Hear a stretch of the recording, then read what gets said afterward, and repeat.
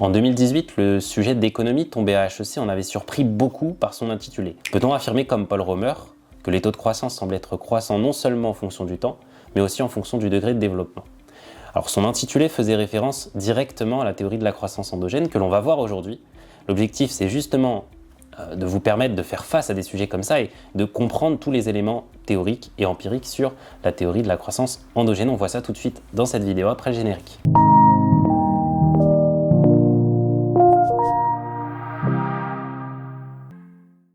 Comment parler de la théorie de la croissance endogène sans mentionner les théories précédentes de la croissance économique?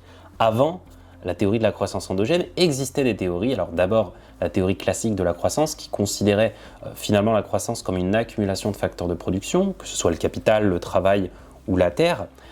Ce modèle-là a été remplacé à partir des années 56 par le modèle de Solow qui a fait référence jusqu'alors et qui considérait qu'il n'y avait pas que ces deux facteurs qui expliquaient la croissance économique, qui est donc l'augmentation soutenue pendant une ou plusieurs périodes longues d'un indicateur de dimension, le PIB en France par exemple, mais bien un autre facteur qui est le progrès technique qui finalement ne va pas être expliqué dans le modèle de Solow. Et en 1956, Robert Solow partait d'un constat empirique.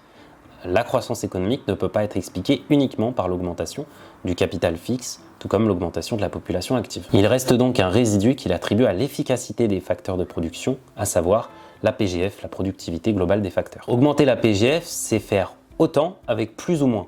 Et il va attribuer la PGF à une bonne fée. Le progrès technique serait tombé du ciel. Au sens strict, le progrès technique regroupe toutes les innovations de nature technique qui vont apporter des perfectionnements aux produits ou aux procédés de production. In fine, Robert Solow, dans son modèle, va décomposer la croissance en trois facteurs. Un facteur économique avec la hausse de l'investissement, un facteur démographique avec la hausse de la population active et un résidu qu'on n'explique pas. Dans le tournant des années 90, les théories de la croissance endogène ont justement pour intérêt d'expliquer ce que Robert Solow jusque-là n'expliquait pas, à savoir que le progrès technique n'est pas tombé du ciel, mais qu'il serait le fait de l'activité économique elle-même. Ce qui a motivé le développement des théories de la croissance endogène tient justement aux limites des théories précédentes de la croissance.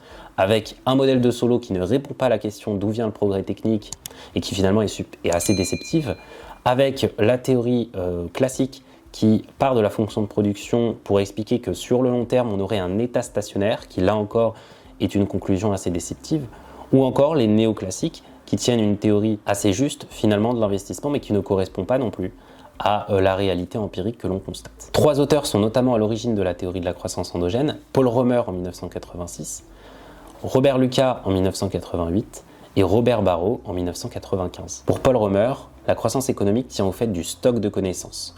Par le travail, par l'acte productif, les travailleurs vont accumuler du savoir-faire, des compétences et un apport technique, un bagage technique qui sera fait de manière spontanée. Il va donc reprendre largement les travaux de Kenneth Arrow sur le learning by doing, c'est-à-dire travailler pour davantage savoir-faire, et il va expliquer alors la différence que l'on constate de développement entre les pays les plus développés et les pays les moins développés, parce que justement, ce fonctionnement-là, ce savoir-faire, va amplifier les écarts entre les pays les plus développés et les moins développés.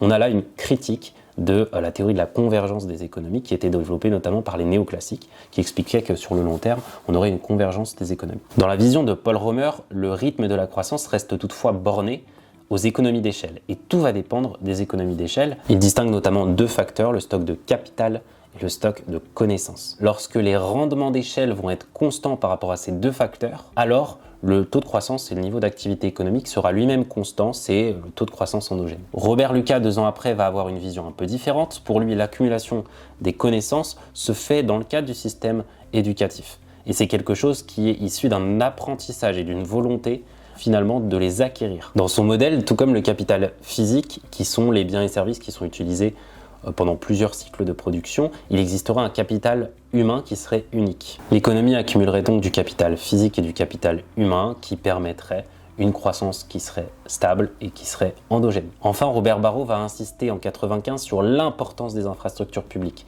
qui formeraient en eux-mêmes un facteur de production externe. On comprend bien dans ces modèles que l'action publique est donc déterminante en favorisant l'avènement des externalités positives qui va concourir à la croissance économique. Et on le comprend assez facilement lorsque un gouvernement va favoriser l'accès aux connaissances, aux innovations, par exemple par les brevets ou par la recherche fondamentale, on aurait un cercle vertueux de croissance au fondement de ces théories. Finalement, le progrès technique, ce fameux résidu, serait produit par la sphère économique elle-même grâce à des investissements de trois types.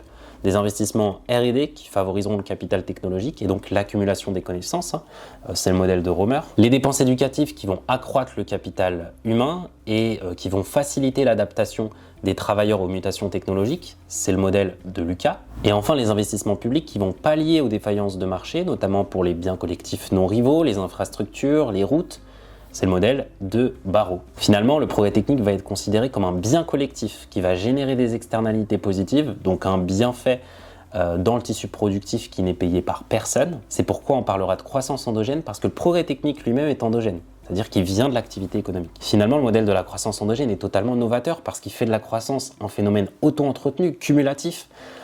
Et alors que les conclusions étaient totalement déceptives, les conclusions des classiques, des néoclassiques, qui considéraient que sur le long terme, on irait vers un état stationnaire à cause des rendements qui seraient décroissants, là au contraire, on peut envisager des rendements qui soient constants, voire croissants grâce aux externalités positives générées par la croissance et que le progrès technique qui viendrait elle-même du tissu économique.